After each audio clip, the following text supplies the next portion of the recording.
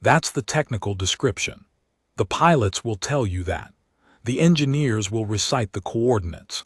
But what that actually means, experientially, is that every ship approaching the station from any direction sees it from a different angle, and it somehow looks enormous and humble from all of them at once. The structure itself is old. Not ancient by galactic standards.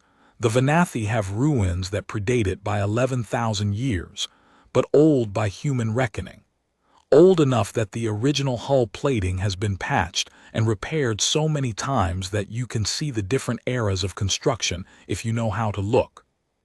There's a section on the eastern ring where 3 different species materials are layered together like geological strata. The original Keth construction, smooth and gray as river stone. A Pylorian repair section from about 800 years ago, dark amber and slightly reflective. And a human refit from 4390, bright white and clean-edged. Standing in that corridor feels like reading a history book someone built out of metal. The interior is massive. The main concourse alone is 3 kilometers long, wide enough that the far wall disappears into atmospheric haze. They maintain a proper breathable environment in the public areas, with actual weather patterns near the upper observation levels. I saw rain falling in the concourse once, not a leak. Actual engineered rainfall, part of the climate regulation system. Little droplets drifting down from somewhere above the lighting arrays, catching the light, evaporating before they ever hit the floor. That's Aurelius 7. It's the kind of place that reminds you, constantly, that the universe is larger and stranger than whatever you thought yesterday. I arrived 3 days before the summit was scheduled to open. Most of the press corps was already there, plus advanced diplomatic teams from about 60 species, plus approximately 2,000 security personnel from 8 different galactic authorities, plus several hundred scientists, translators, cultural liaisons, and assorted observers who'd secured credentials through various official channels. Also, more food vendors than I'd ever seen in one place, but that's a different story. The human delegation arrived on the 2nd day before summit. I saw them come through the main arrival terminal. I was there getting my press credential updated, and a Pylorian journalist I'd been chatting with at the accreditation desk nudged me and nodded toward the transit gates. Ambassador Karanova last came through first. She was 53 years old. I know that because I'd done my background research on the way to the station, the way any journalist would. 53. 18 years in the diplomatic corps. Former station commander, not a diplomat originally, actually. She'd started her career in the Earth Defense Force, served 22 years, rose to the rank of commander, and then transitioned to diplomacy after the Keth border crisis, when she'd apparently played a critical role in negotiations that most people had never heard of because they'd been classified until about 6 years ago. She wasn't tall. She wasn't physically imposing in the way that some people assume military officers must be. She was maybe 163 centimeters, silver-streaked dark hair, cut short and practical, a face that had lines in it, real lines, earned lines, the kind you get from years of not enough sleep and too many hard decisions. She walked with a measured, deliberate pace that I'd learn later was something she'd developed consciously. Slow down, she'd apparently told a junior diplomat once. Move like you own the floor. Not because you do, but because haste reads as fear in every language. She wore the formal diplomatic uniform of the Earth Diplomatic Corps, Deep Navy, with the gold piping along the collar and cuffs that indicated senior ambassador status. The only additional insignia she wore was a small ribbon bar on her left chest, campaign ribbons from her military service. 7 of them. I didn't know all of them at the time, but I'd learn later. I'd learn exactly what each one meant. Behind her came 12 people, 3 diplomatic aides, 2 cultural liaisons, a technical advisor, 2 communications officers, and 3 security personnel. The security detail was unarmed, standard protocol for summit arrivals. Weapons had to be checked at the outer security perimeter, All species, no exceptions. They moved through the terminal like a single organism. No wasted motion. Nobody looking at their tablets or their wrist comms or anything other than the environment around them. Just 12 human beings walking into a room of hundreds of representatives from dozens of species, and every single one of them was fully present, fully there. The Pylorian journalist beside me made a sound. A soft sound, untranslatable, but with a clear emotional register, something between acknowledgement and surprise. Humans always do that, she said, in accented but fluent standard. Do what? I asked. She gestured at the delegation. Enter a room like they've already decided what it means. I didn't know what to say to that. So I just watched them cross the terminal floor, and I thought about it, and I kept thinking about it for 3 days, all the way until the morning when everything changed. The political situation leading up to the 7th summit was, to use a word that deeply undersells it, complicated. I'll try to give you the short version, because the full version fills 3 academic volumes, and they're not exactly light reading. The Galactic Accord is, or was, at the time, an agreement among 47 recognized spacefaring civilizations governing trade protocols, territorial boundaries, non-aggression frameworks, and a handful of other things that sound dry on paper and are absolutely life or death in practice. It had been in continuous operation for roughly 2,000 years, though it had been revised and renegotiated many times. Humanity had been a member for 63 years at the time of the 7th summit. 63 years sounds like a long time. In the context of the Accord, it was not. Humanity was the second youngest member. We were still, in a very real sense, the new kids. And some of the older members hadn't forgotten that. Some of them were quite committed to not letting humanity forget it either. The Devari hegemony was the loudest of those voices, but not the only one. The hegemony was one of the founding member civilizations, 3,000 years of continuous representation, a military reach that spanned 37 star systems, a cultural identity built in significant part on the concept of hierarchy. Not just any hierarchy, theirs. The Devari had a specific philosophy. It was called Charavel in their language, which translated roughly to the natural order of precedence. The idea was that civilizations had earned their place in the galactic community through longevity, military capability, and cultural refinement, and that this earning was literally expressed in physical protocols of deference.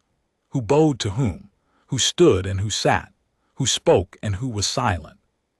Humans in Devari terms had earned almost nothing, 63 years, a single inhabited system, a military that was growing but still modest by galactic standards.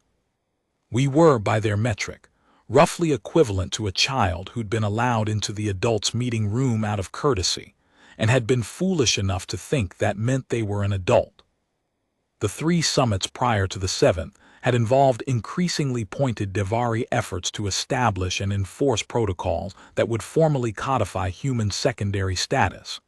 Minor things, mostly, seating arrangements, speaking order rules, procedural voting weights.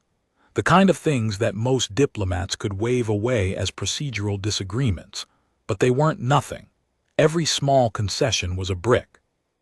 There had been a motion at the 6th summit to formally classify humanity as a developing participant status within the Accord, a category that would have stripped us of our full voting rights for a period of no less than 50 years. It had failed, but narrowly, and the Devari delegation had not pretended to be gracious about the failure. So the 7th summit was already charged before anyone arrived. What nobody knew, what I didn't know, what most of the press corps didn't know, was what the Devari had planned for the opening ceremony. The opening ceremony of a Galactic Accord summit is not a casual thing. It's been described, accurately, as the single most watched live broadcast in the galaxy. 47 civilizations, hundreds of billions of individuals, many of them watching in real time across the hyperspace relay network. It's ceremony and theater and politics all at once, with the emphasis varying depending on who you ask. The ceremony always follows a structured protocol. The Accord President, a rotating title, held at that time by a Keth elder named Summoner Avezrel, opens with a formal declaration. Then each member delegation's lead representative approaches the central dais and registers their civilization's participation in the current summit. It's a handshake with the cosmos, an affirmation of presence. The order of approach was traditionally set by the Accord's founding charter, which meant the original 9 founding civilizations went first, in the order they'd signed. Then the subsequent members in order of their accession. Humanity, as one of the most recent members, would approach near the end. The Devari, as founding members, went third.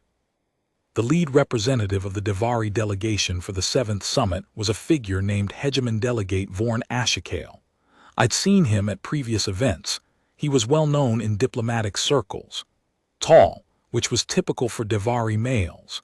Their physiology ran large, 2.5 meters on average, with a body structure that was humanoid but denser, heavier, built for a high-gravity world. Dark gray skin with a subtle iridescent quality, like oil on water. 4 eyes, arranged in a slight arc across a broad, flat face.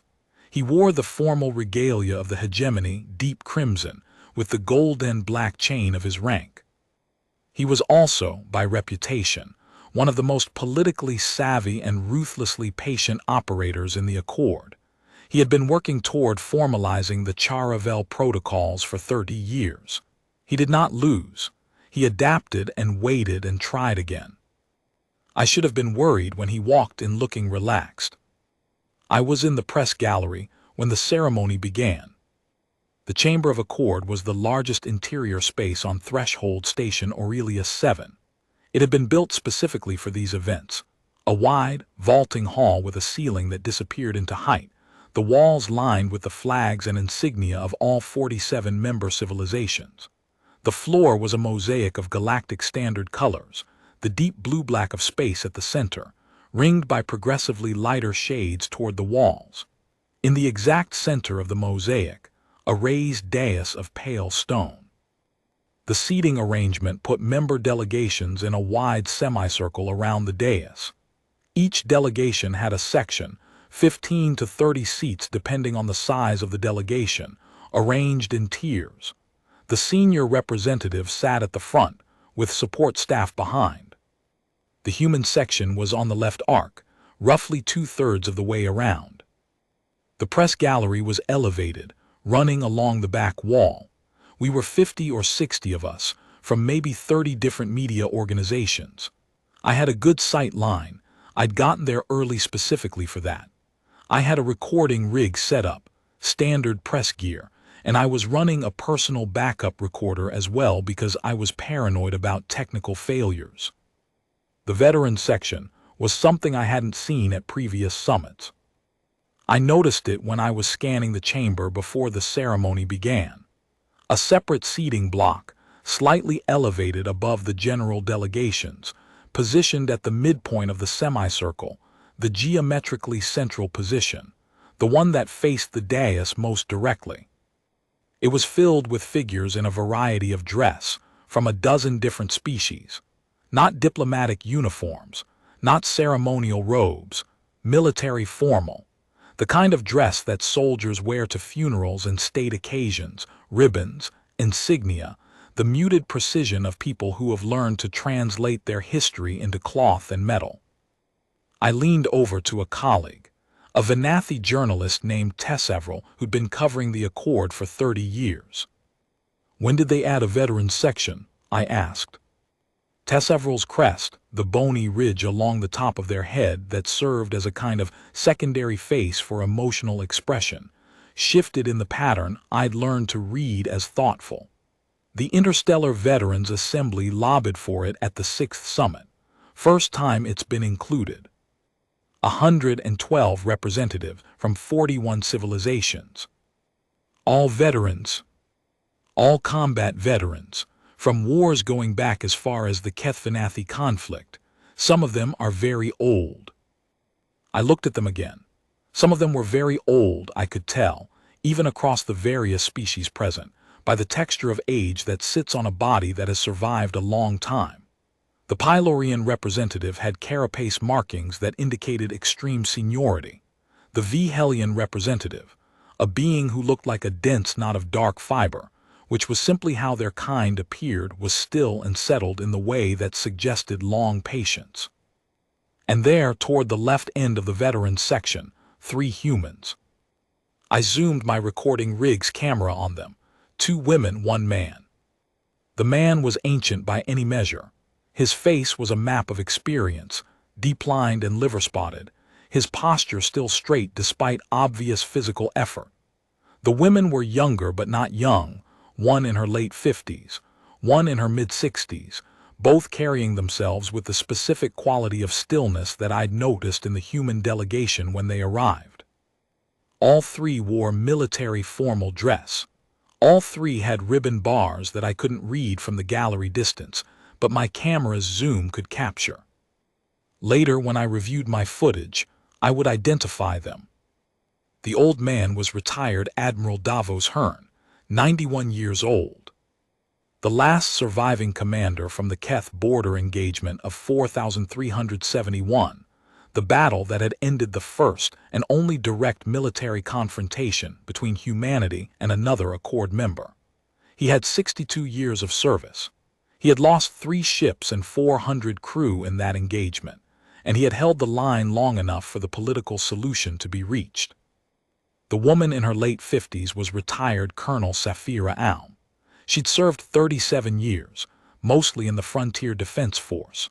Her ribbons included 2 that very few humans had ever earned: the Accord Cross for interspecies service, awarded by the Accord itself rather than Earth, and the Vhelian Meridian, which was a Vhelian military honor given to non-Vhelian individuals who had fought alongside their forces.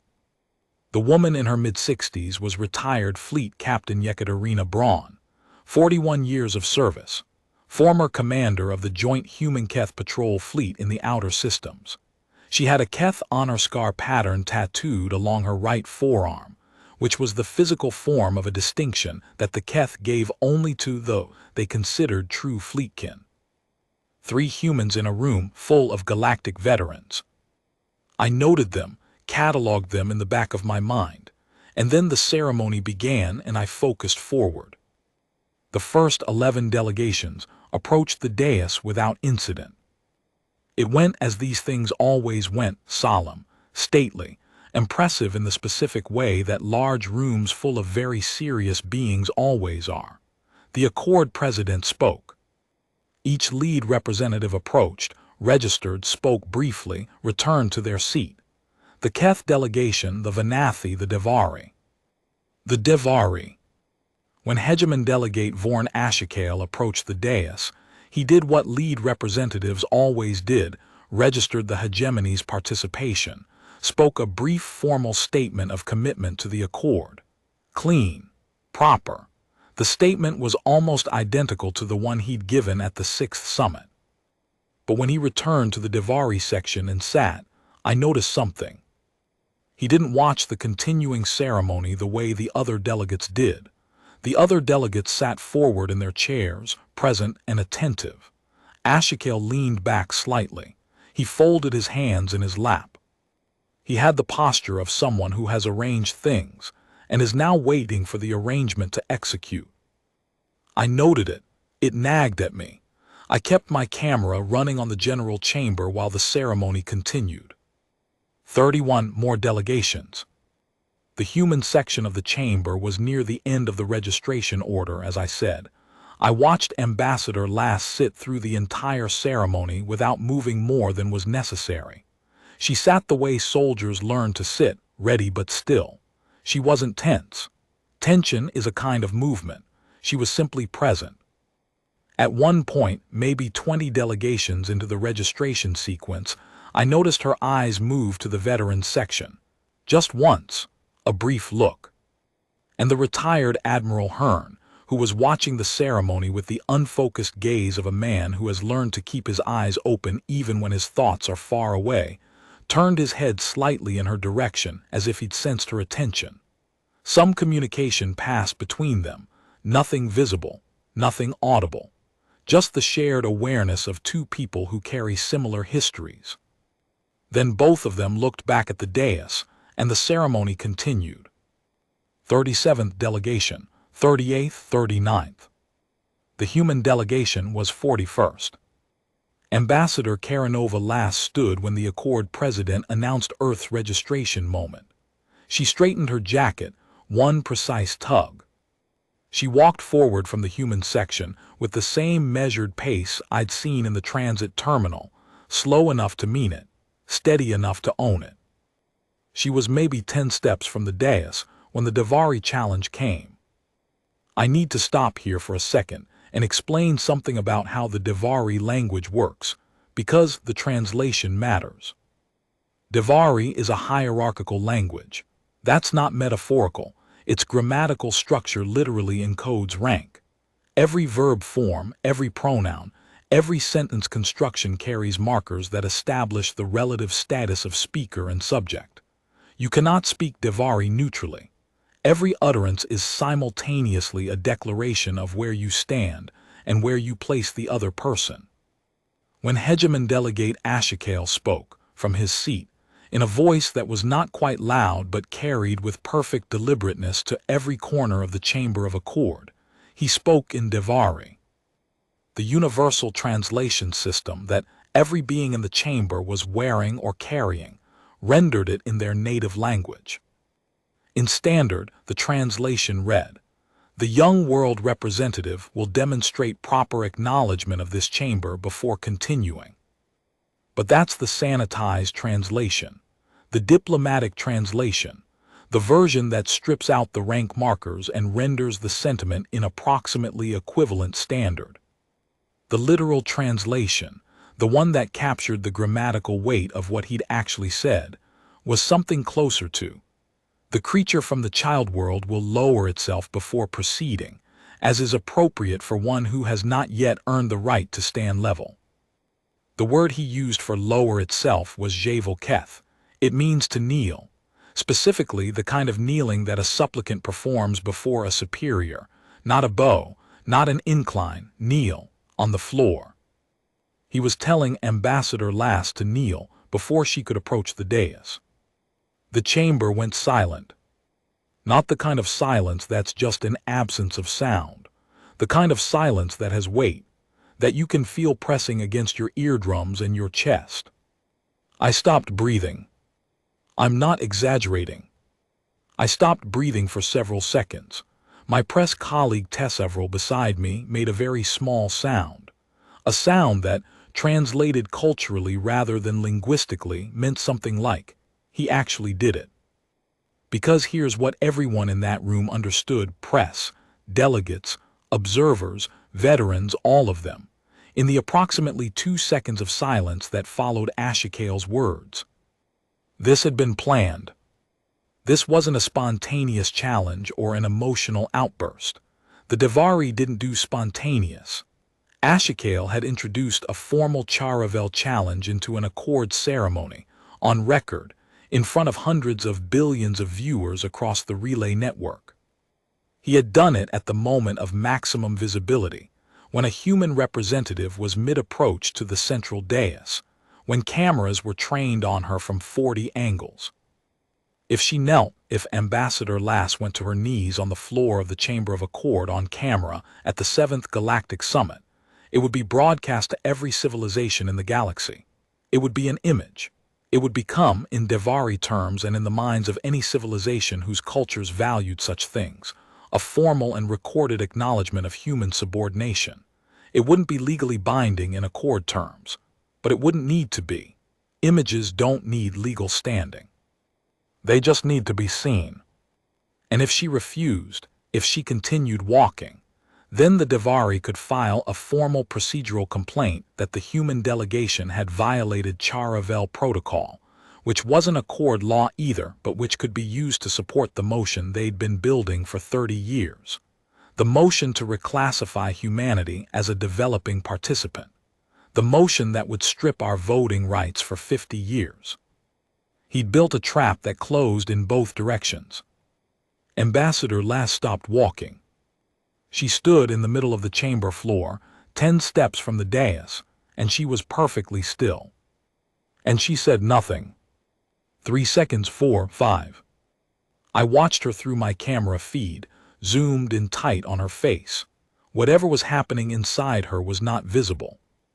Her face was controlled isn't the right word.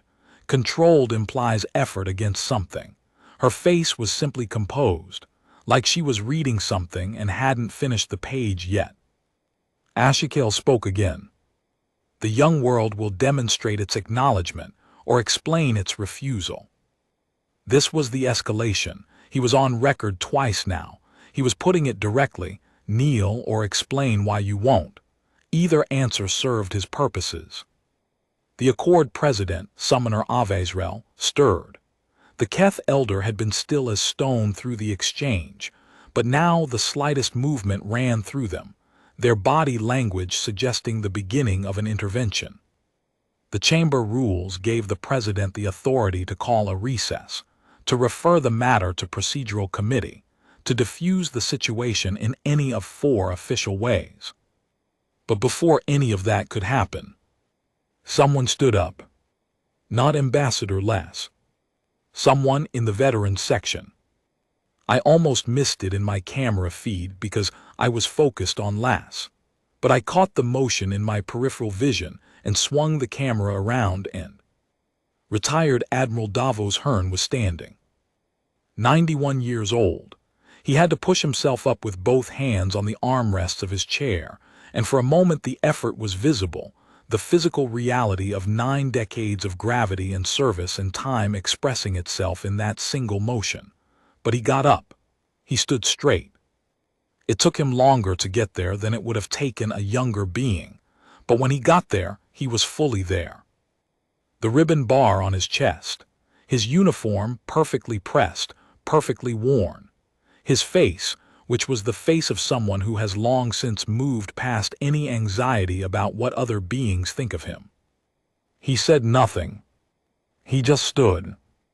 And then, before I could fully process what I was seeing, the woman next to him, retired Colonel Safira Alm, stood as well. Then Fleet Captain Yekaterina Braun. 3 humans, on their feet in the veterans section. And then, a sound. A soft sound, the kind that large bodies make when they shift position in unison. I looked back at the veterans section, the full veterans section, not just the human seats. A Pylorian veteran was standing. An old one, carapace deeply marked with age, the bony weight of their exoskeleton requiring visible effort to raise. Standing. Then a Keth veteran. Keth had a very different body structure from humans, and standing for them meant something different than it did for bipeds. They raised their upper body, their central core, into the upright posture that signified formal recognition in their culture. The equivalent, culturally and symbolically, of a human standing at attention. Then a Vihelion. Then an Aureli, a species with 4 arms, whose formal posture involved specific positioning of all 4 limbs that was unmistakable to anyone who knew their culture. One after another. The veterans section. 112 representatives from 41 civilizations. Rising. Not all at once. It was a wave, the kind of thing that happens when individuals make individual decisions, but all arrive at the same decision in the same moment, each standing as they saw the others stand, and within 40 seconds, every single being in that veterans section was on their feet. All of them facing Ambassador Lass. All of them still. No words, not a sound from any of them. They simply rose and stood and looked at the human ambassador standing alone in the middle of the chamber floor. I've covered galactic politics for 19 years. I've been in the press gallery for treaty signings and border agreements and trade negotiations, and summits and crises and moments, that I thought were the most significant things I'd ever witnessed. What happened in that room in those 40 seconds was the most significant thing I've ever witnessed. Because here's what it meant. Here's what every being in that chamber understood with absolute clarity, regardless of their species or their political position or their relationship to the Accord. 112 combat veterans from 41 civilizations had just given a human being a military honor, not an Accord honor, not a diplomatic courtesy, a military honor, the kind that soldiers give each other across every culture that has ever fielded an army, across every species that has ever known war. The kind that says, I see you. I recognize what you carry. I will not let you stand alone. They weren't saying humanity was superior. They weren't challenging the Devari on political grounds or procedural grounds or legal grounds. They were doing something that had no political language, no procedural category, no legal standing. They were standing up. And by standing up for a human ambassador who'd been told to kneel, they were saying, without a single word, that they would not watch a fellow soldier be publicly humiliated in front of billions of witnesses. It didn't matter that Lass hadn't asked for this. It didn't matter that most of those veterans had never met her, had never served with a human, might not speak a word of any human language. She was standing in the middle of that floor, and she was alone, and they could not sit for that. Astronomical didn't move. I want to be clear about that because it matters. He did not stand. He did not acknowledge what was happening in the veterans section. His expression, and I have the footage, I've watched it back dozens of times, his expression was the very specific blankness of someone processing an outcome they had not anticipated and were working very hard to evaluate in real time. The Devari delegation seated around him was similarly still. A few of them exchanged looks, brief, careful. Summoner Avezrel, the Accord president, was also still. For approximately 15 seconds, an extraordinarily long time in that charged silence, nothing moved in the chamber except the standing veterans and the slow rise of some indefinable quality in the air that I can only describe as weight. Then Ambassador Lass moved.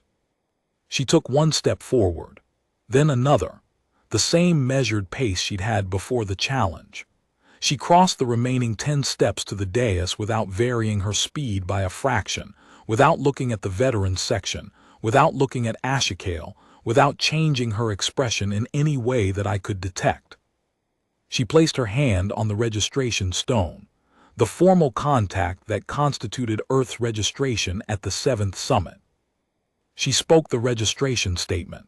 Her voice was clear and steady, and she looked directly at the Accord president as she spoke, not at anything else. Earth registers its full participation in the 7th Galactic Accord Summit and affirms its commitment to the principles and obligations of the Accord in all their scope and purpose. The same statement every delegation had given, word for word. She removed her hand from the registration stone. She turned and walked back to the human section. Behind her, as if the moment had released some held breath, the veterans section began to sit. Not rushed, not hurried, they sat the same way they'd stood, with the deliberate dignity of people who'd chosen every movement carefully. One by one, in no particular order, they returned to their seats, until only Admiral Hearn was still standing. Old Davos Hearn, 91 years old, stood for another 3 or 4 seconds after the rest had sat, long enough that every camera in the press gallery had found him and was running on his face. He was looking at Ambassador Lass, who had just reached the human section and was sitting down. She looked up once, just once, met his eyes across the chamber. He gave a single nod. She gave a single nod back. And he sat down. The ceremony continued. I know that sounds absurd. It sounds like after all of that, there should have been a pause, a recess, a procedural intervention, something. But Summoner Avezrel made the decision, and it was the right decision in retrospect, to do nothing except continue the ceremony as if the registration had proceeded normally. Because in the record it had. Ambassador Lass had registered Earth's participation. The challenge had been issued and Ambassador Lass had not knelt and the veterans had stood, and that was all in the record. But none of it had produced a formal procedural event. No one had called a point of order. No formal objection had been filed. No procedural motion had been introduced. It had simply happened, and now it was over, and the next delegation was due to register. The ceremony went on. I sat in the press gallery, and my heart was hammering, and I kept telling myself to breathe. And I watched the rest of the ceremony with one eye on my camera feed, and one eye on Ashikale and the Devari section. Ashikale sat through the remainder of the ceremony with his hands folded and his expression neutral. The strategic blankness of the very first moments after the veterans rose had settled into something more controlled, not acceptance, but containment. He was not a man who would show anything he didn't choose to show. I noticed something, though, in the last half hour of the ceremony. One of the Devari aides, a young one, junior by the look of his rank insignia, leaned toward Ashikale at one point and spoke quietly. Ashikale listened. He did not respond. Not a word, not a gesture. He simply listened and then returned to looking at the dais. And the aide, as he sat back, had the expression of someone who has said the thing they needed to say and is not sure it was heard. After the ceremony, the press corps descended on the corridors of Threshold Station Aurelius 7 like a river hitting a fork, splitting in every direction, each journalist chasing their particular angle on what we'd all just witnessed. I went looking for the veterans. It took me the better part of an hour to find an approach that would work, because the veterans section had its own corridor access and wasn't open to press without a specific credentialed interview request. I filed one immediately. Then I waited. Then I walked the corridor outside the veterans' designated lounge and tried not to look as desperate as I felt. A door opened. Colonel Safira Alm walked out, alone. She was heading, apparently, for the water station at the end of the corridor. A simple errand, the kind that happens after ceremonially significant events just like it happens after ordinary ones, because bodies are bodies. I approached, gave my name, my credential, my organization, asked if she'd speak with me. She looked at me for a long moment. I don't know what she was measuring.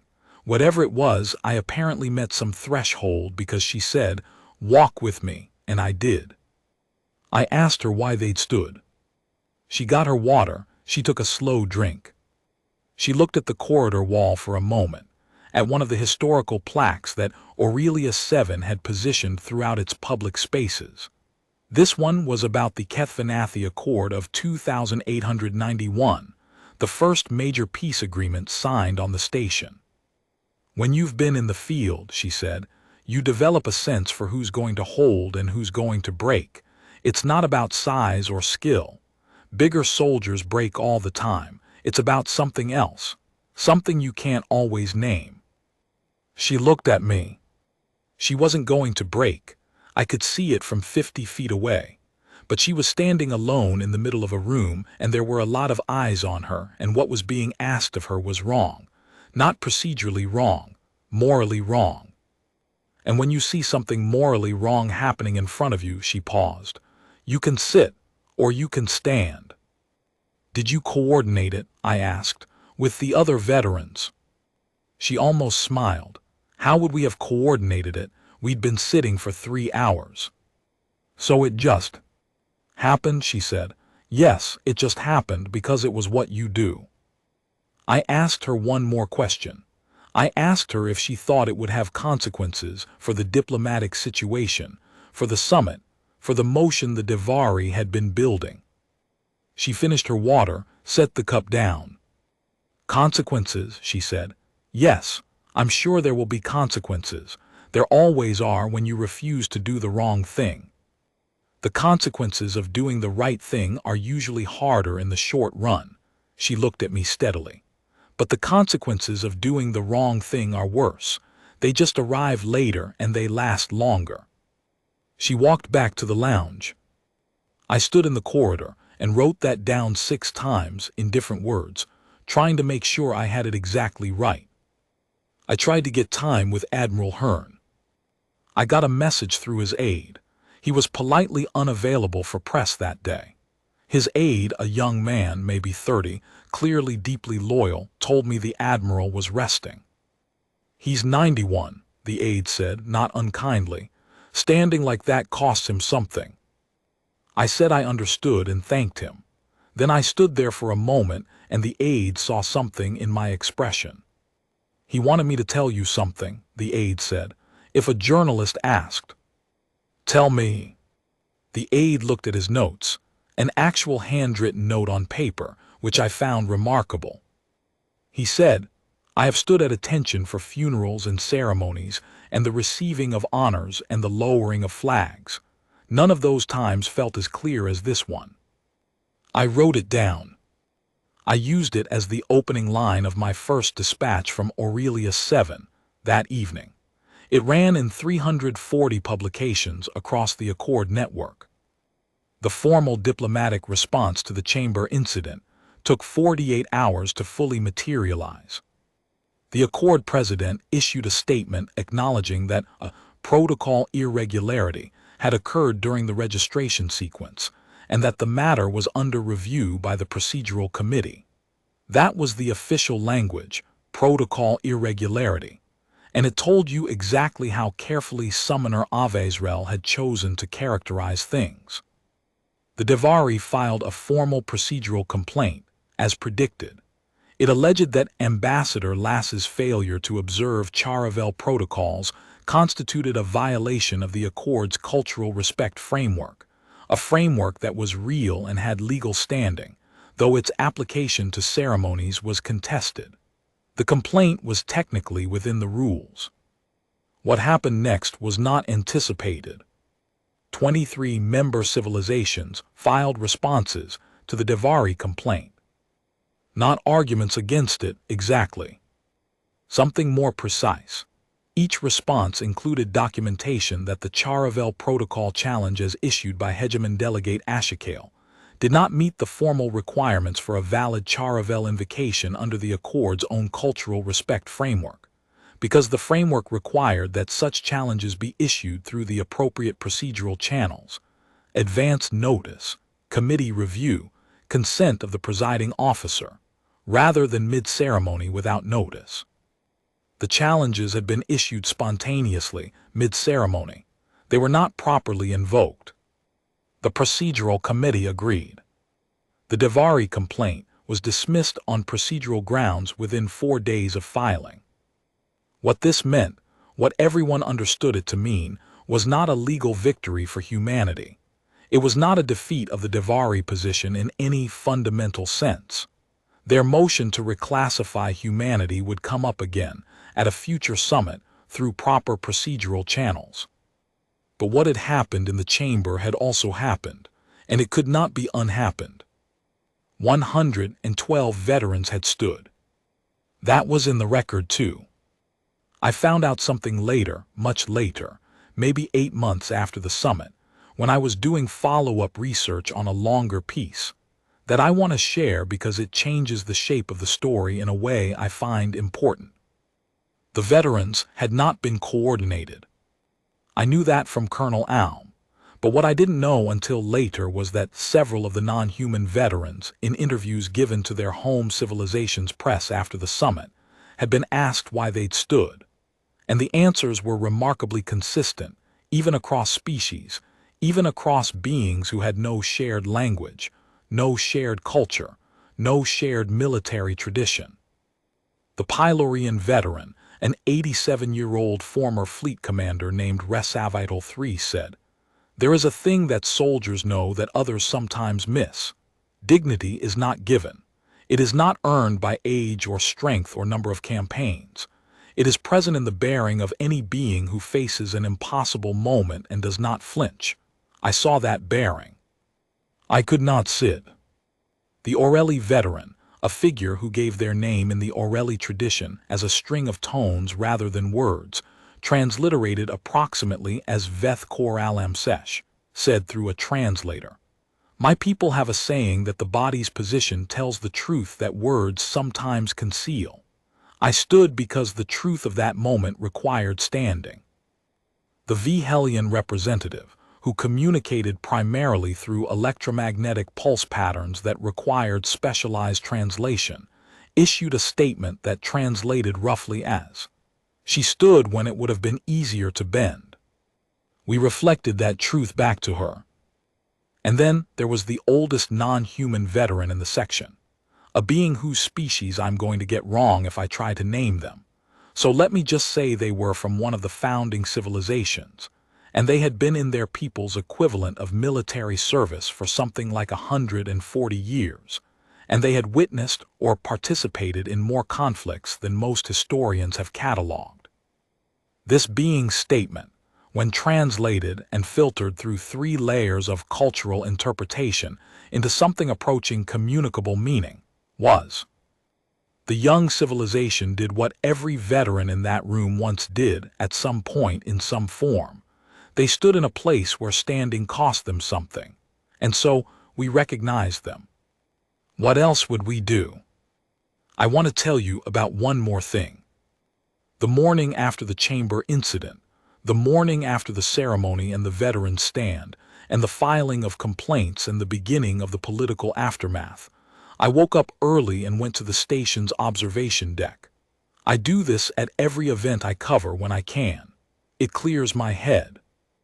Aurelius 7 observation deck faces the confluence of the 4 hyperspace corridors.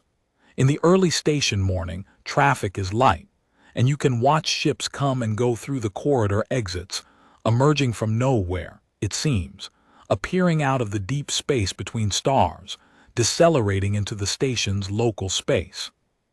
I was standing there alone when someone stepped up beside me. Ambassador Karanova Lass.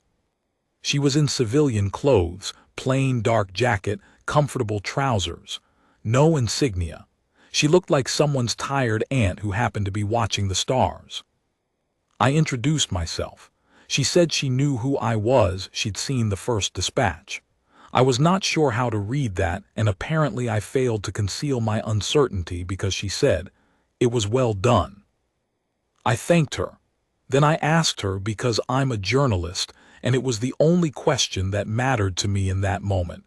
I asked her what she'd been thinking, standing in the middle of the chamber floor.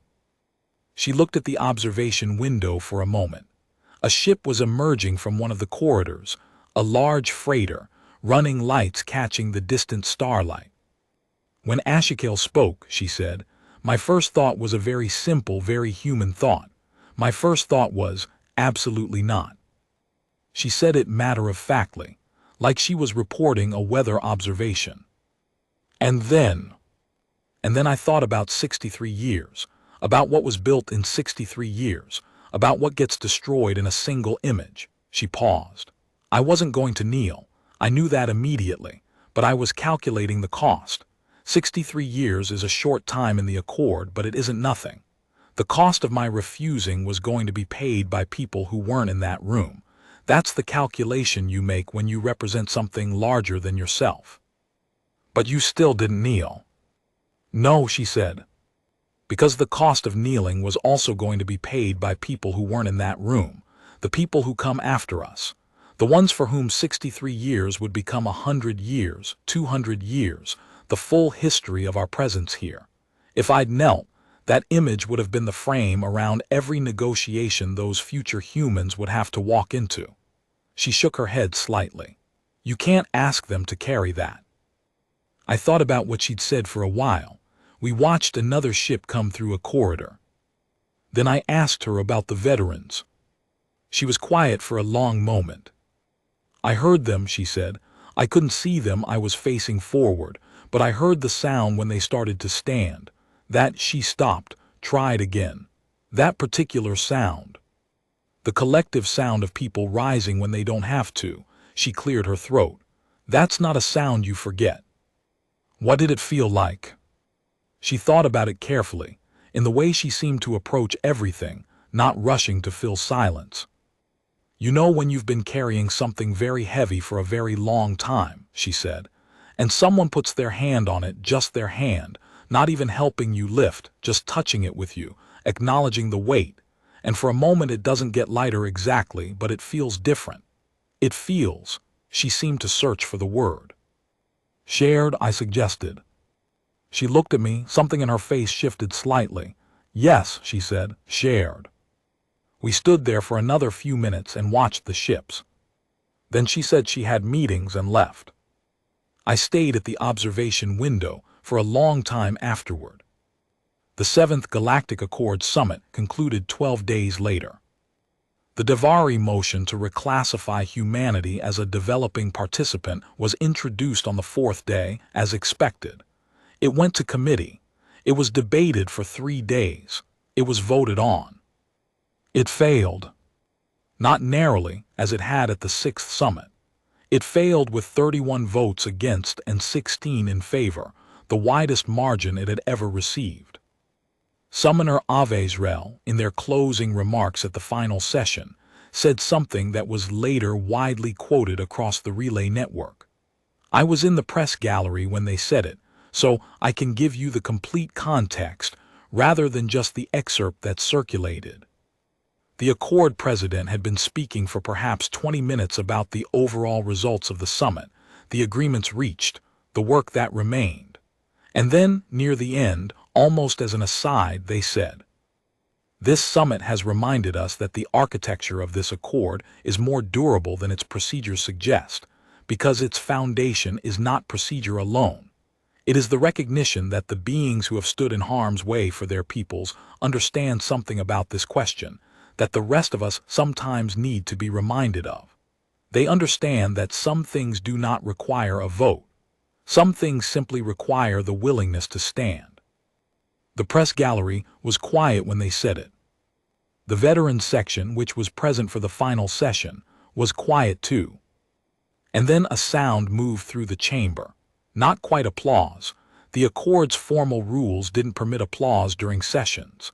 But the sound of 47 civilizations' representatives shifting, acknowledging, being present together in the way that only happens when something true has been said, and everyone in the room knows it.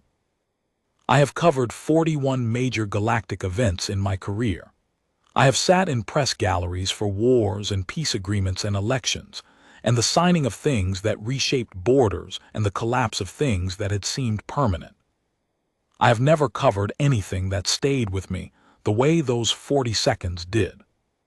Not the political outcome, not the failed motion, not the diplomatic maneuvering that continued for months afterward.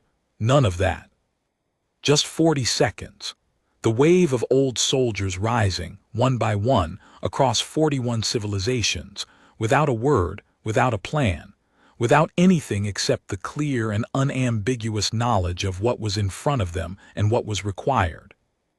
I've thought about why it moved me so much. I think it's because most of the significant things in diplomacy and politics are about language.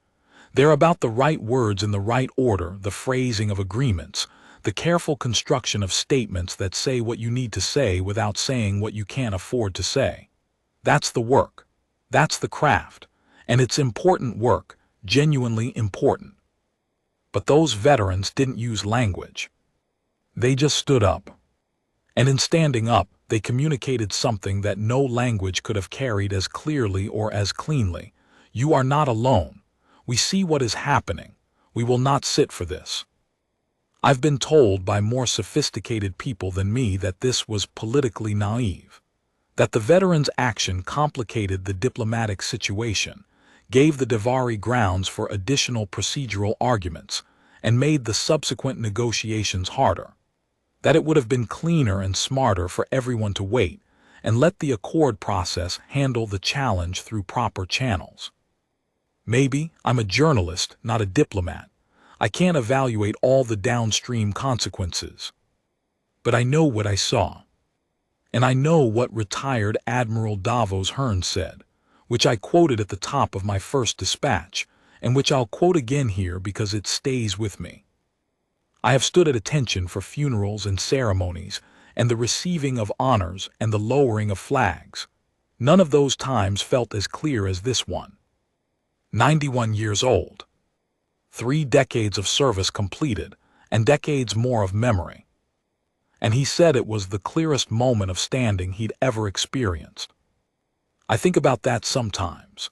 What it means that a man who had witnessed and participated in the full sweep of what a military career contains would find his clearest moment not in battle or victory or ceremony, but in a quiet, unceremonious rising from a chair on behalf of someone he'd never met. Clarity, maybe, doesn't come from the magnitude of the moment. Maybe it comes from the simplicity of the choice. She was standing alone, so they stood with her. That's all. That's everything. Correspondent Ilara Vren, Interstellar Correspondence Collective. Field Dispatch, Threshold Station Aurelius 7, GSY 4412. Archive filed. Diplomatic Record Collection, Galactic Historical Preservation Society. Document Classification, Public Record. Part 2. The weight of it distributed. The morning after I filed my first dispatch, I had 847 messages. I'm telling you this not to impress you with the number, but because the number surprised me. Not the size of it, big stories get big responses, that's how it works, but the nature of the messages. Most of them weren't from press colleagues or editors or diplomatic contacts. Most of them were from veterans. Not human veterans exclusively. Veterans from across the Accord member civilizations. Messages in 43 languages, which my translation algorithm handled with varying degrees of elegance, but through all the rough edges of cross-cultural digital translation, the meaning came through clearly enough. They'd watched the broadcast. Of course they'd watched it. Hundreds of billions of beings had watched it. It was the opening ceremony of the 7th Galactic Accord Summit, and it was live across the relay network. But the veterans had watched it the way veterans tend to watch things, with the specific attention of people who have learned that the small details are where the truth lives. And they'd seen something that, apparently, they wanted to tell me about. A Keth veteran named in the human transliteration of their name sound, Reztovel, who had served 44 years in the Keth Frontier Fleet, wrote, "Your piece speaks of the standing but not of what comes before the standing. There is always something that comes before, a decision so small it seems like nothing, and then it has already been made." I didn't fully understand that at the time. I understood it later. A Pylorian veteran who didn't give their name wrote, "We stood because we knew her history, not her personal history. The history of her people, 63 years of building something from nothing in a space that was not made for them. That is what she was carrying when she crossed that floor. We knew that weight." A human veteran, she gave her name as Myra, just Myra, with no rank or service designation, wrote, "I've never served at that level. I was a grunt, 7 years in the Outer Defense Corps, saw 2 engagements, and then I got out. But I recognized what I was watching. I recognized the particular way you stand when you're not going to let something happen. It's a full-body thing. You can't fake it." She wasn't faking it. I wrote back to as many of them as I could. I asked questions. I took notes. I was already starting to understand that the first dispatch was just the surface of the story, and that the real story was deeper and older and more complicated. It usually is. There's a concept that comes up in galactic military history, across species and traditions, that doesn't have a perfect translation into any single language. The closest standard approximation is something like the obligation of witness. The idea is this: when you have seen certain things, when you have been in places where the stakes were real and the cost was human or equivalent, you acquire a kind of responsibility. Not a legal one, a moral one. The responsibility to see clearly, to call things what they are, and not to look away when looking away would be easier.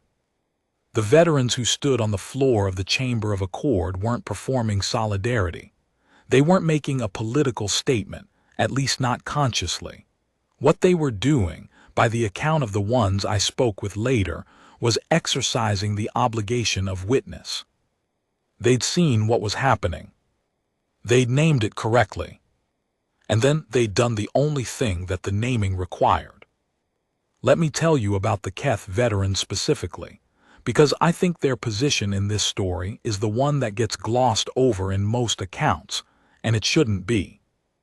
The Keth were present at the 7th summit as one of the founding members of the Accord. Their relationship with humanity was the most complex of any Accord member, complex in both directions, if that makes sense.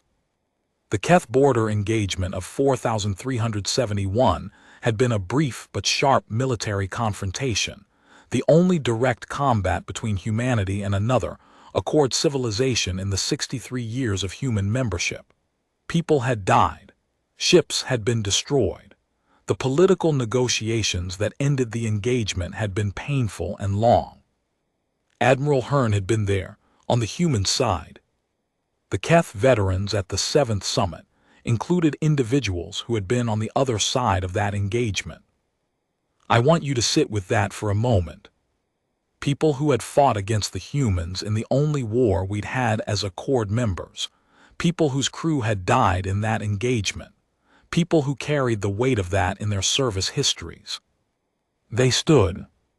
I tracked down one of the Keth veterans who'd been in the section, a being whose name, transliterated, was Ariftakami Vel, a former fleet pilot who'd been in the border engagement as a junior officer, who'd flown against human ships, who had survived when others on his side hadn't.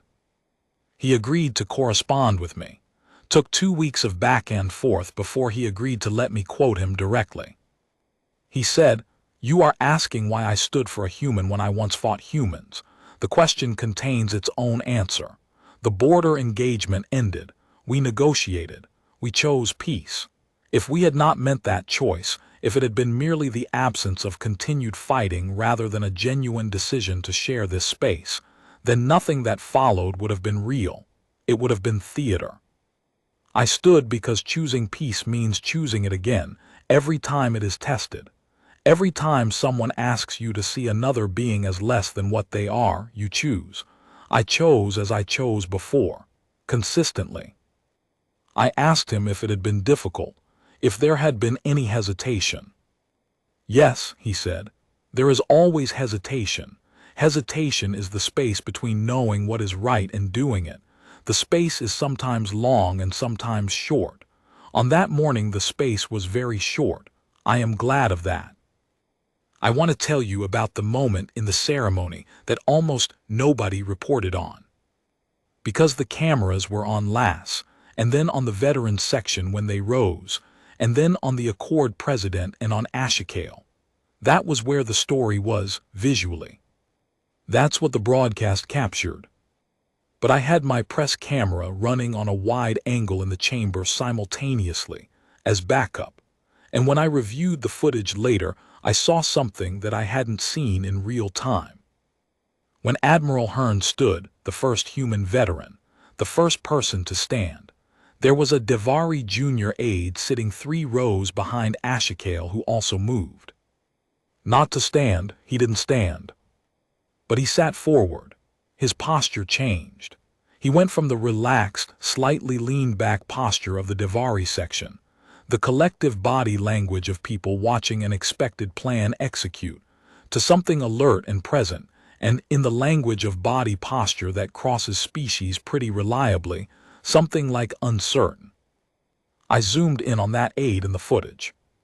I watched his reaction as the wave of standing swept through the veterans section. He was watching Ashikale. Not the veterans, his principal.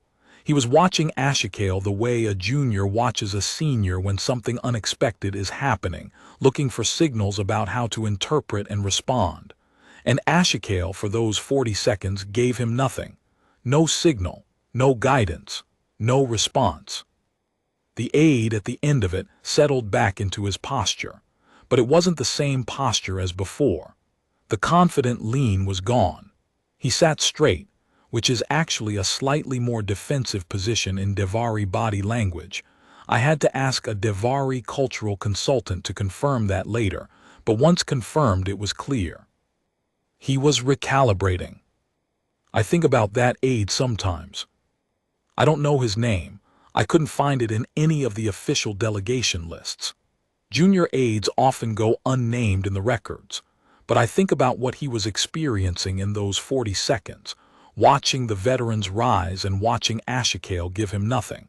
And I think about the recalibration that was happening in his understanding of what this moment meant. Because here's what I think he understood, that maybe even Ashikale didn't fully absorb in the moment. The veterans hadn't responded to the political trap. They'd responded to the human being. They'd looked past the politics, which was exactly what Ashikale's trap depended on, the ability to make everything about politics and procedure and the Accord framework, and they'd seen a person standing in a room and they'd stood. You can't trap that. Political strategy operates in the space where people are making calculated moves. When people stop making calculated moves and start making human ones, or the equivalent, across every species and tradition, the trap has no teeth. It closes on air. The trap Ashikale had built was a political trap. The veterans sprung it by doing something that politics couldn't contain. I spent 4 more days on Threshold Station after the ceremony. During that time, I filed 3 more dispatches, attended 11 press conferences, conducted approximately 23 interviews, 8 more synthesized nutrition packs than I care to remember, and slept not nearly enough. I also had one conversation that I didn't report at the time. I'm going to tell you about it now, because enough time has passed and the person I spoke with has since given permission. On the 3rd day after the ceremony, I was in the main concourse, late in the station evening, the time when most of the delegates and staff were winding down, when the concourse was quieter, when you could actually hear the background hum of the station's climate systems and feel the slight vibration that large stations always have, a reminder that you're inside something mechanical floating in space. I was eating at a concourse food stall, real food, not nutrition packs, a stall run by a Venathi family who'd been on the station for 3 generations, and made a soup that I have never been able to adequately describe, but that tasted like warmth translated directly into sensation. And a figure sat down across from me. Devari, junior by their rank insignia, young by Devari standards, which meant probably in their 1st century. I recognized the face from my footage. The aide who'd been watching Ashikale. He didn't give his name. I didn't ask. He sat down, ordered something at the stall, and for a moment we both just occupied the space. Then he said in careful standard, "You wrote the piece." I did. It was read within the hegemony delegation. I absorbed that. What was the reaction? He considered his soup varied. I waited. There is a phrase in Devari, he said. I will try to give you the sense of it rather than the direct translation, because the direct translation loses the meaning. The phrase is for a moment when an outcome you prepared for changes not because it was defeated, but because it was, he searched for the word, outgrown. When the situation grows past the frame you built for it. Yes, I said, I think I understand. The hegemon delegate is a thoughtful being, he said carefully. He planned carefully. What happened was not in the plan. He paused. Some within the delegation believe the plan simply failed and should be revised and tried again through different channels. Others believe the plan encountered something for which no revision is possible. Which do you believe? I asked. He was quiet for a long moment, long enough that I wondered if I'd overstepped. Then he said, "In my culture, the Charavel is important. I want you to understand that. It is not mere politics for us. It is how we understand order, how we believe the world works. The precedents of experience, of age, of demonstrated capability, these are not empty things to us." I understand, I said. But he said, and then stopped. I waited. But the Veterans Assembly does not disagree with Charavel, he said finally. That is the thing I have been thinking about. They did not stand to challenge our philosophy. They stood to apply it. By their standing, they were saying, this being has demonstrated something. This being has capability that we recognize. We are the judges of that, and we have judged. He looked at me directly. That is not a refutation of precedence. That is precedence, exercised by those who have earned the standing to exercise it. He said it like he was still working it out, like the working out was happening in real time. Does that change things? I asked. It changes the question, he said. The question was supposed to be, does humanity deserve recognition? We believed the answer was no, not yet, perhaps not for some time. But the Veterans Assembly answered a different question. They answered, by whose authority is that judgment made? And they made it clear that they hold some of that authority, and they used it. He finished his soup, got up, looked at me one last time. That is a harder argument to defeat, he said. I do not know if the hegemon delegate has seen that yet. He walked away. I sat there for a long time. The Venathi proprietor refilled my soup without being asked, which in Venathi custom is an act of recognition. They do it for guests they believe are carrying something worth thinking about. I ate it slowly and thought about what the young Devari aide had said. I think he was right. I think the veterans hadn't argued with Ashkel's premise. They hadn't said humanity deserves to be here as much as anyone. They'd done something that cut under the argument. They'd acted as authorities and exercised their authority, and the foundation of their authority was exactly the thing Ashkel claimed to respect. Experience, service, the demonstrated willingness to stand in harm's way. You can't challenge a Charavel argument with emotion or political protest. You can challenge it with better Charavel. And that's exactly what the veterans had done. On my last day at the station, I went back to the Chamber of Accord. It was empty by then. The ceremony equipment had been cleared. The delegations were in session rooms and conference halls across the station, and the great chamber was just a room. A big, quiet room with a mosaic floor and 47 sets of insignia on its walls, and a pale stone dais at its center. I walked across the mosaic to the center of the floor, to the spot where Ambassador Lass had stopped when Ashkel spoke. I stood there. I'm not going to dress this up with excessive meaning. I stood in a spot in an empty room. It was just a floor. But I wanted to understand something physical, something about the geometry of it. What did she see standing there? What did she have to face? The dais was 10 steps ahead. The human section was behind her. The veteran section was to her right. Ashkel and the Devari section were to her left. I stood there and looked at the dais, and I thought about what it meant to keep walking. To take those 10 steps when you've been told to kneel. When the eyes are on you from 147 positions around the room, and the cameras are running, and the relay network is carrying the feed to hundreds of billions of viewers, and a man with 30 years of patient strategy has just issued a challenge designed to close in both directions. To just keep walking. I don't know if I could have done it. I want to believe I could have. Most of us want to believe that about ourselves, that when the moment of real clarity arrives, we'll see it clearly and act accordingly. Most of us don't know until it happens. She knew. She'd known before she entered the room, I think. Not what would happen specifically, but the shape of what was possible, and what she would and wouldn't do inside that shape. She'd walked in prepared for the worst version, and it had come, and she'd done what she'd prepared to do. That's all. That's all it is, and it's the hardest thing there is. I want to end this account where it began, with what I saw. Because I'm a journalist, and my job is to witness and report, and what I saw that morning is what I keep returning to. Not the politics, not the aftermath, not the sophisticated analyses that smarter people than me have produced about the long-term implications for human-devari relations in the Accord. What I saw was this: an old man, 91 years old, pushing himself up from a chair. The physical effort of it.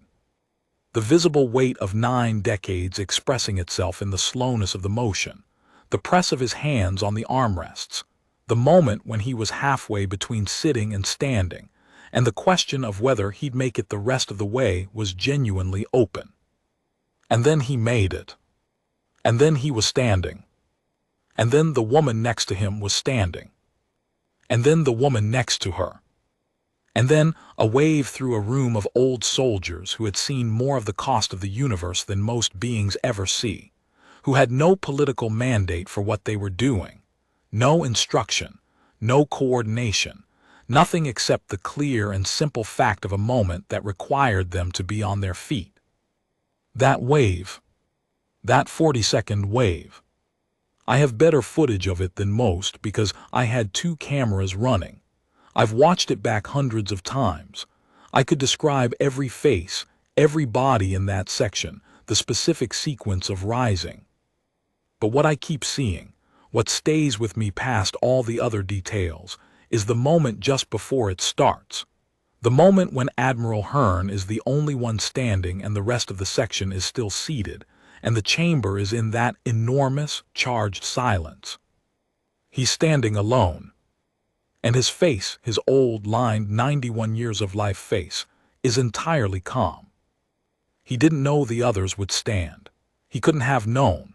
He stood because he stood, and whether or not a single other being in that room followed, he was going to stand. That's the thing about those 40 seconds that I can't let go. The wave was beautiful. The solidarity was moving. The political message, however complex, however contested, was significant. But what happened first, before any of it, was just one old man deciding. And deciding. And getting up.